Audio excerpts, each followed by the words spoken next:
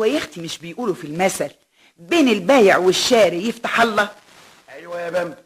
امال ليه بقى يا اخويا غاويين يتعبوني وينهدوا فيا؟ ينهدوا فيكي ازاي؟ حصل ايه يا بامبا؟ احكي لك يا اخويا. ايوه احكي لي. انت بقى طبعا مش خافي عليك، احنا ساكنين فين؟ في اخر دور. وانا اسم الله عليك خلاص ما بقاش فيا صحه للطلوع والنزول. امبارح بقى يا حبيبي انا واقفه في التراسينه لقيت الراجل بتاع القوطه فايت، رحت نادها له. ايوه يا ست. اطلع يا اخويا يسترها معاك. القوطه بالتسعيره يا ست. عارفه يا اخويا عارفه، اطلع. وطلع يا اخويا الست ادوار، وعبال ما وصل كان عرقه بقى مرقه ونفسه مكروش، وقال لي يا سلام على السلالم، يا سلام سلم. السلم بتاعكوا عالي قوي يا ست هاني. معلش يا اخويا معلش، ما هم بيقولوا الرزق يحب الخفيه. ايوه عايزه قوطه قد ايه يا ست؟ اسم الله عليك وريني قبله يا اخويا. ايه ده؟ ودي قوطه دي؟ هي انت بتسميه دي قوطه؟ لا لا دي خضره. اتفضلي. ادي قوطه حمراء. ايه دي؟ لا يا اخويا دي مفعصه. اتفضلي. ادي قوطه ناشفه. حلوه قوي دي من ايدك. والكيلو بكام بقى يا اخويا؟ ما قلنا بالتسعيره. لا لا يا اخويا شوف بقى انا هاخدها ب7 بس. زي بعض يا ست. عاوزه قد ايه؟ خلاص يا اخويا اتفقنا، هاخدها ب7.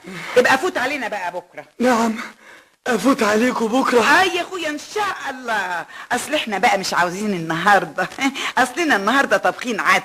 امال بتنتهيلي ليه وتطلعيني 6 ادوار ليه؟ بسيطه يا اخويا. بسيطه ازاي؟ انتوا ما عندكمش رحمه. ونزل يا اخويا وهو عمال يبرطم، ما تفهمش ليه. يعني كان عايزني اشتري القوطه النهارده وانا عاوزه اطبخ بيها بكره.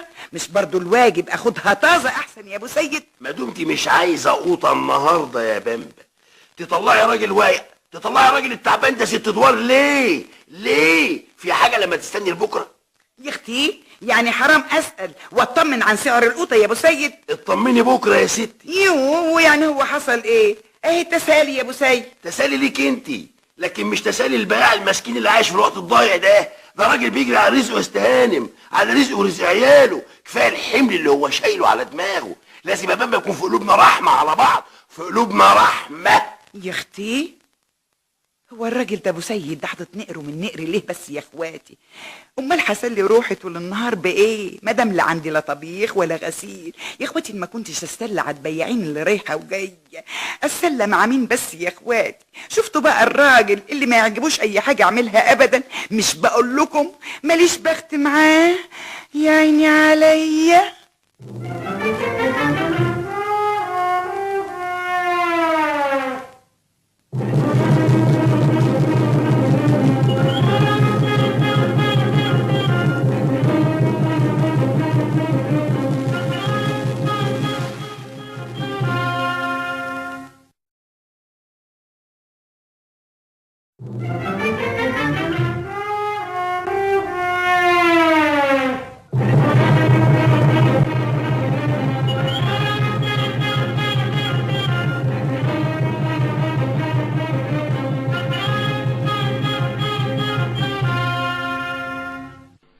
يا اختي عشريه واحب اسال عن جيراني، طبعا اطمن على اخبارهم اول باول.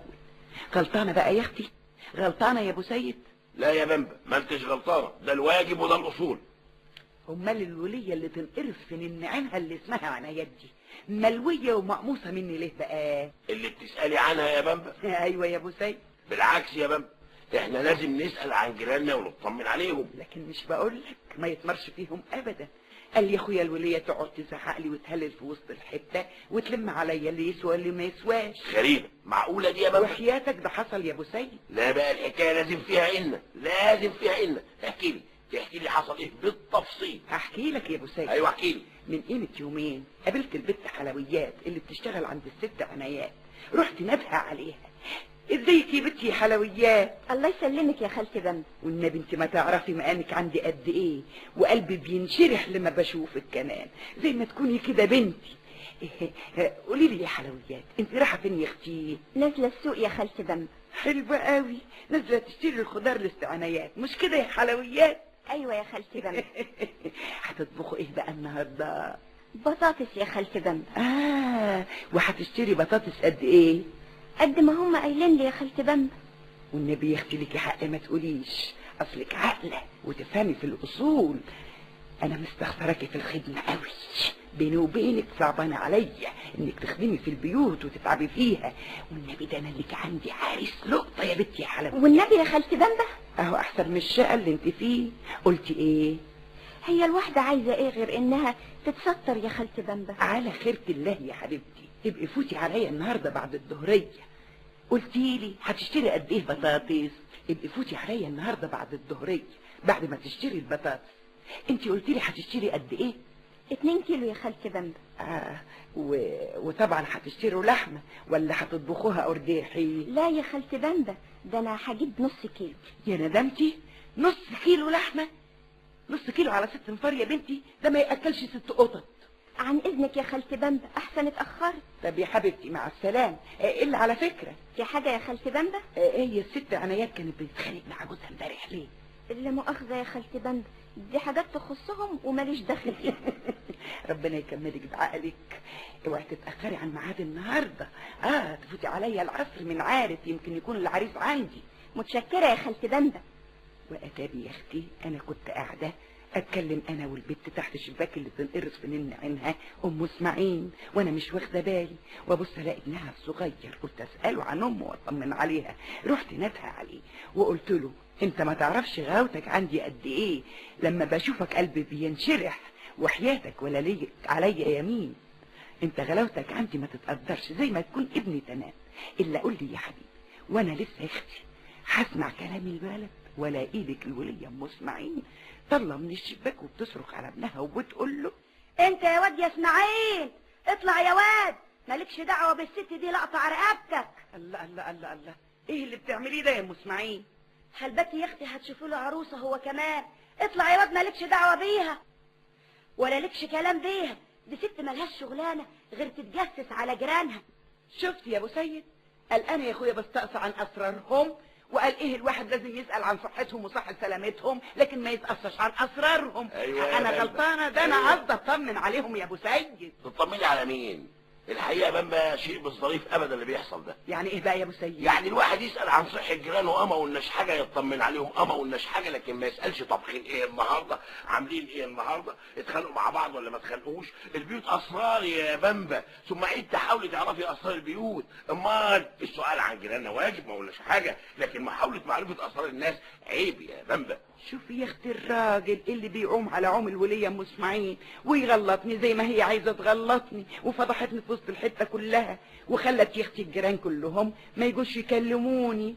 بقى ده جزاتي اللي بحب اسال على جيراني، لكن مش بقول لكم ماليش بخت مع حد ابدا. يا عيني عليا.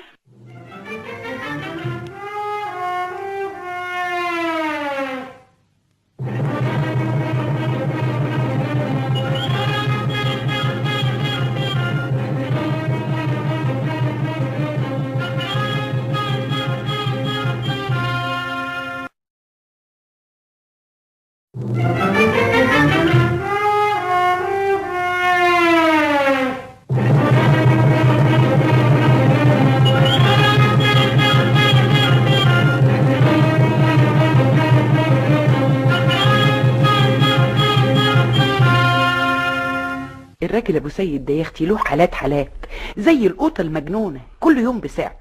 اهو عندك من قيمه يومين لقيت اسم الله عليكي غزلته رايقه، وجايلي كده فرحان وبيقول لي بامبا نعمي مش عايزه تشتري حتتين هدوم يا بامبا؟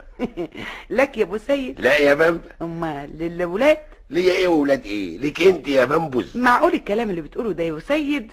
اسم الله عليك، ده انت القرش ما بيطلعش من جيبك الا بخلق الدرس. انا يا بامبا؟ ايوه انت يا ابو سيد. ابدا يا بامبا، انا مادام معايا فلوس ما اتاخرش ابدا. جميل، والفلوس موجوده النهارده؟ الحمد لله. طب يا اخويا لا يهمني ايدك على 50 جنيه قبل ما ترجع في كلامك. اتفضلي يا بامبا، اتفضلي يا ستي. واسم الله عليك، هم كده بقى والبس عشان ننزل. مستني ايه؟ على فين؟ على وسط البلد يا اخويا، اشتري كل اللي نفسي فيه. قومي يا بامبا يلا.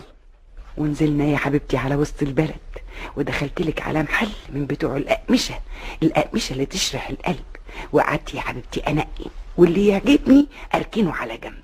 نقيت لك اسم الله عليكي 3 حتت قماش، اللي 3 امتار واللي 4، لكن عايزه الحق الوانهم كانت تهبل تاخد العقل كده. وبقيت يا حبيبتي هطير من الفرحه.